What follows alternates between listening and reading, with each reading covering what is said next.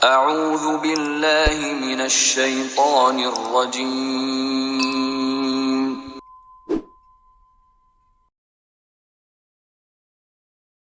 بسم اللہ الرحمن الرحیم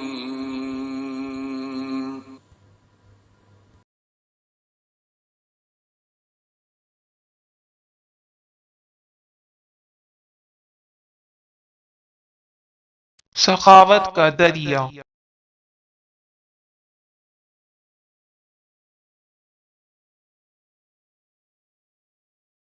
حضرت عبداللہ بن جعفر رضی اللہ تعالی عنہ۔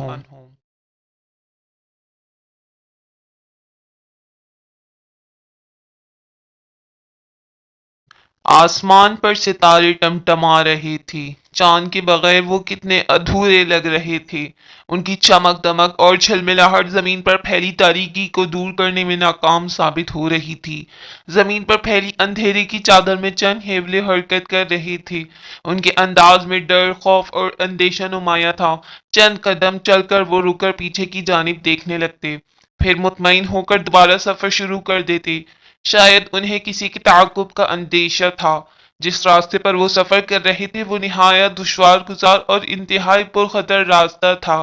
کہیں بلند و بالا پہاڑ تھے تو کہیں ریتیلے میدان، کہیں راستے میں خاردار جھاڑیاں بچھی تھی تو کہیں چٹیل سنگلاخ میدان۔ انہیں سمندر تک پہنچنا تھا، لیکن سمندر تک پہنچ کر بھی ان کے سفر کو ختم نہیں ہونا تھا، بلکہ وہاں سے انہیں ایک نئے اور خطروں سے بھرپور سفر کا آغاز کرنا تھا، ایک لمبے اور طویل سفر کا آغاز۔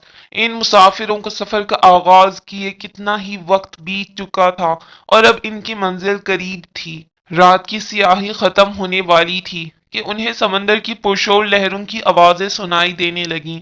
ان کے چہروں پر زندگی کی نئی لہر دوڑ گئی۔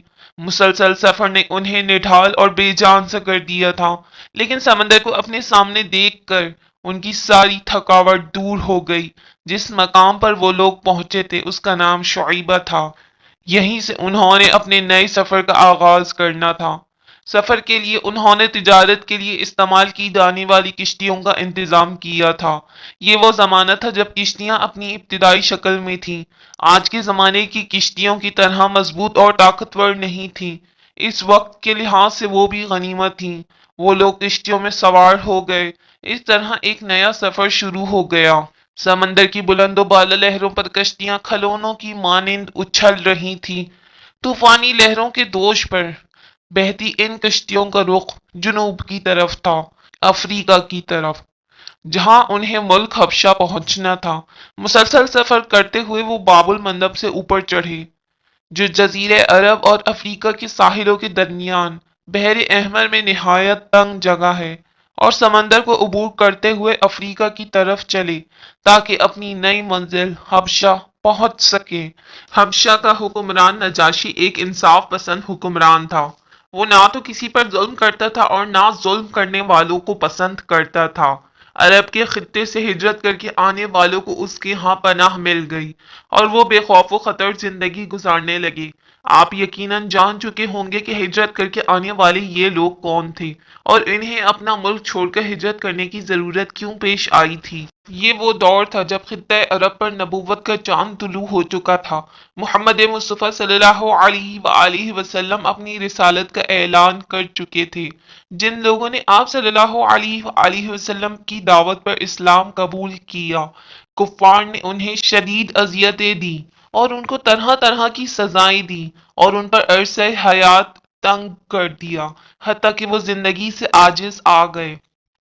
یہ صورتحال رسول پاک صلی اللہ علیہ وآلہ وسلم کے لیے تکلیف کا باعث تھی۔ اس لیے جب معاملہ انتہائی شدت اختیار کر گیا تو آپ صلی اللہ علیہ وآلہ وسلم نے مسلمان ہونے والوں کو حبشہ کی طرف ہجرت کی اجازت دے دی۔ چنانچہ مسلمانوں نے بچتے بچاتے رات کے اندھیرے میں ہجرت کے لیے اپنی سرزمین مکہ کو چھوڑ دیا۔ مکہ، جہاں تاریخی اور ابدی سچائی کا مظہر بیت اللہ تھا، اپنے گھر بار، مال مویشی اور ہر چیز انہوں نے اللہ کی راہ میں ہجرت کے لیے چھوڑ دی تھی۔ ان ہجرت کرنے والوں میں سیدنا عثمان رضی اللہ تعالی عنہ، ان کی زوجہ محترمہ سیدہ رقیہ رضی اللہ تعالی عنہا، جو کہ رسول اللہ صلی اللہ علیہ وآلہ وسلم کی صاحبزادی تھی، اور سیدنا جعفر بن ابی طالب رضی اللہ بھی شامل تھے۔ جب ان لوگوں نے اپنے قدم ہجرت کی خاطر مکے سے باہر نکالے تو قریش کے مشرکین بہت دل ملائے۔ وہ تو اسلام قبول کرنے والوں کو تڑپا تڑپا کر اذیتیں دے دے کر اپنے آباء و اجداد کے مذہب کی طرف پھیرنا چاہتے تھے، انہیں اپنے قبضے میں رکھنا چاہتے تھے۔ اسی لیے جیسے ہی انہوں نے سنا کہ مسلمان ہجرت کر گئے ہیں، وہ انہیں ہجرت سے روکنے کے لیے نکل پڑی، لیکن انہیں دیر ہو چکی تھی۔ وہ سمندر کے کنارے اس وقت پہنچے جب مسلمان کشتیوں پر سوار ہو کر نگاہوں کی حدوں سے دور جا چکے تھے۔ وہ کف افسوس ملتے ہوئے پلٹ آئے۔ کفار مکہ نے اس کے بعد بہت کوشش کی کہ ہجرت کا یہ سلسلہ رک جائے، لیکن اسلام قبول کرنے والے لوگ یک کے بعد دیگرے موقع ملتے ہی گروپ کی شکل میں حبشہ کی طرف ہجرت کر جاتی۔ اب کفار یہ سوچنے لگے کہ مسلمان آخر حبشہ ہی کی طرف کیوں ہجرت کر رہے ہیں۔ بہت غور و فکر کے بعد انہیں ایک تدبیر سوجھی کہ ایک گروہ کو، جن میں عمرو بن عاص اور عبداللہ بن ابی ربیعہ شامل تھے، نجاشی کے پاس بھیجا جائے۔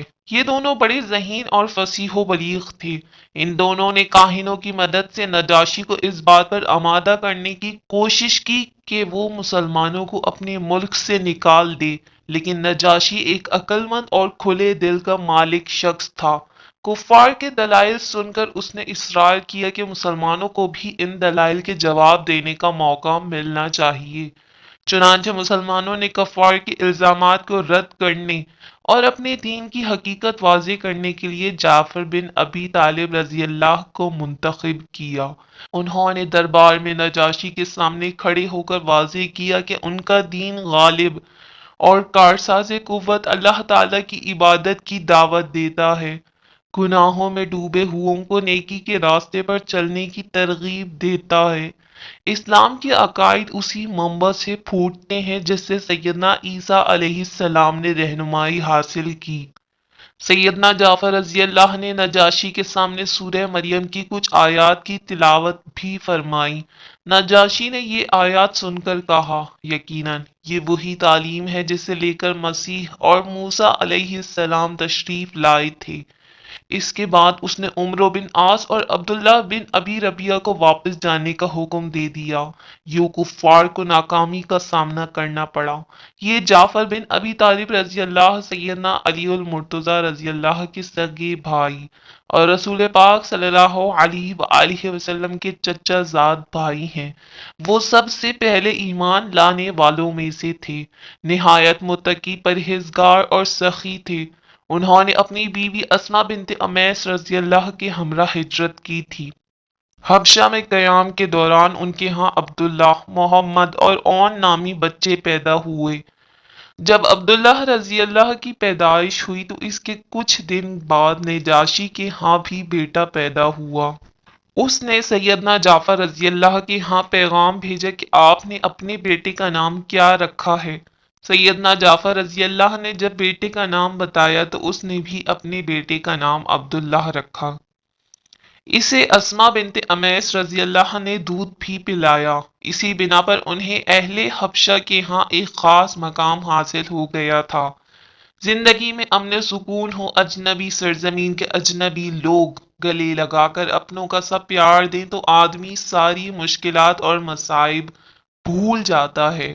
البتہ ایک کسک، ایک تڑپ اس کے دل میں ہمیشہ جاگتی رہتی ہے، وہ ہے اپنے وطن سے محبت۔ سیدنا جعفر بن ابی طالب رضی اللہ اور دیگر صحابہ کرام دل میں واپسی کی شدید خواہش رکھتے تھے۔ ان کی یہ خواہش فتح خیبر کے موقع پر پوری ہوئی۔ رسول اللہ صلی اللہ علیہ وآلہ وسلم کے حکم سے وہ خیبر آ پہنچے۔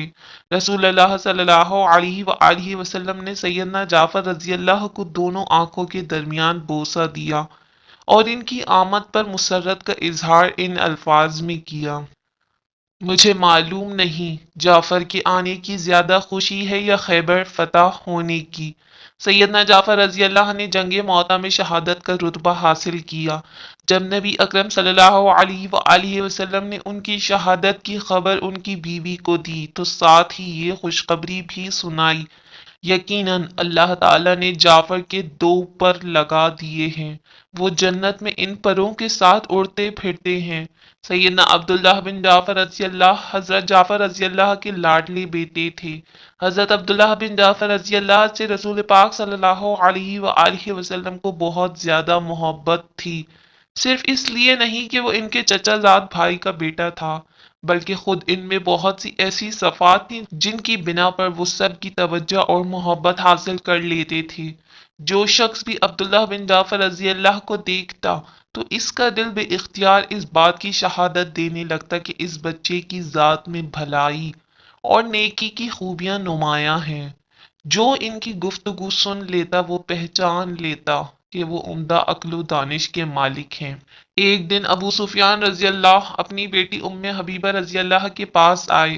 ام حبیبہ رسول پاک صلی اللہ علیہ وآلہ وسلم کی زوجہ محترمہ تھیں۔ اس وقت ان کے پاس عبداللہ بن جعفر رضی اللہ بھی موجود تھے۔ انہیں دیکھ کر ابو سفیان رضی اللہ نے کہا، اے میری پیاری بیٹی، اس لڑکے سے سخاوت کی مہک اٹھ رہی ہے، عزت و شرف چمک رہا ہے اور شرم و حیا جھلک رہی ہے۔ سیدہ ام حبیبہ رضی اللہ نے پوچھا، ابا جی آپ کے خیال میں یہ بھلا کون ہے؟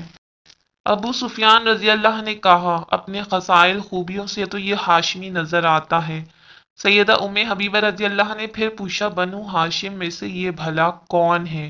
ابو سفیان رضی اللہ نے کہا، اگر اس نے جعفر کے یہاں جنم نہیں لیا تو میں اسے وادی مکہ کو اپنی شہرت سے ڈھانپ لینے والا شمار نہیں کرتا، یعنی یہ مکہ میں مجھ سے زیادہ شہرت نہیں پا سکتا۔ سیدہ ام حبیبہ رضی اللہ نے فرمایا، یہ جعفر رضی اللہ کا بیٹا ہے۔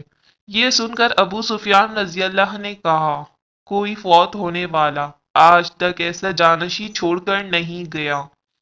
عبداللہ رضی اللہ اپنا زیادہ سے زیادہ وقت رسول پاک صلی اللہ علیہ وآلہ وسلم کے ساتھ گزارتے، جس کے نتیجے میں انہیں بھی زیادہ توجہ اور محبت ملتی۔ خاص طور پر والد کی وفات کے بعد رسول پاک صلی اللہ علیہ وآلہ وسلم کی شفقت اور بھی بڑھ گئی۔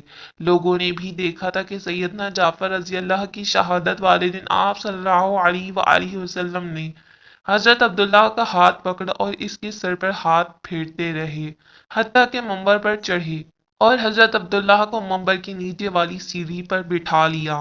لوگوں کو ان کے باپ کی وفات کی خبر تھی۔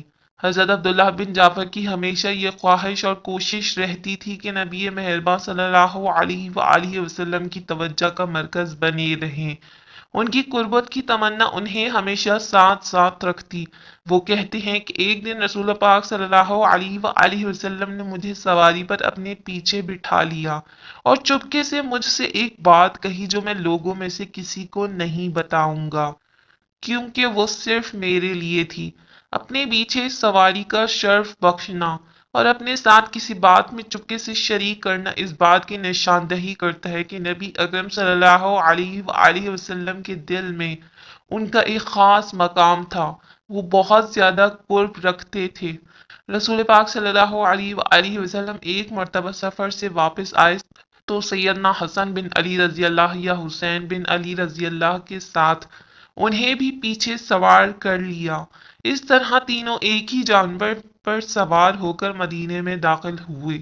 حضرت عبداللہ بن جعفر رضی اللہ فرماتے ہیں کہ میں نے رسول اللہ صلی اللہ علیہ وآلہ وسلم کو ایک بات فرماتے سنا، مجھے وہ بات سرخ اونٹوں سے زیادہ محبوب ہے۔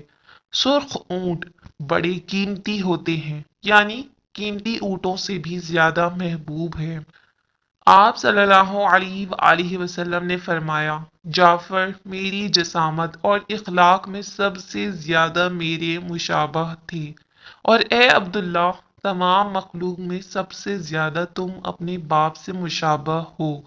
غالباً رسول پاک صلی اللہ علیہ وآلہ وسلم کے فرمان کا مقصد یہ تھا کہ تم شکل اور صورت اور اخلاق میں میری مشابہت رکھتے ہو۔ اس قربت اور مقام کی وجہ سے رسول پاک صلی اللہ علیہ وآلہ وسلم حضرت عبداللہ کے لیے دعا کیا کرتے، اے اللہ جعفر کے اہل و عیال میں خلیفہ بنا دے اور عبداللہ کے سودے میں برکت فرما دے۔